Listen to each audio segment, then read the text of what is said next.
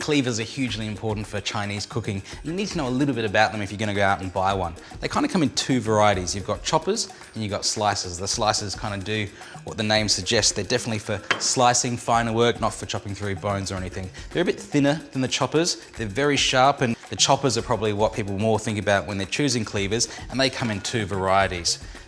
The traditional variety of these big old heavy choppers here, they're very heel weighted. This is what you call a heel weighted chopper, and you chop and you need to try and use that kind of bottom third or bottom half of the chopper there to actually get the force through if you're chopping through chicken bones or even beef bones.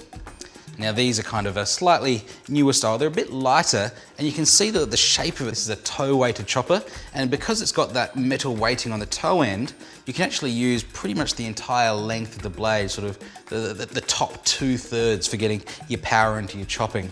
But the two most important things that people always forget when they're buying cleavers, you definitely need a sharpening stone, because even though they are kind of a brute force object, you do need to keep them sharp. A sharp cleaver is definitely more important than a heavy cleaver.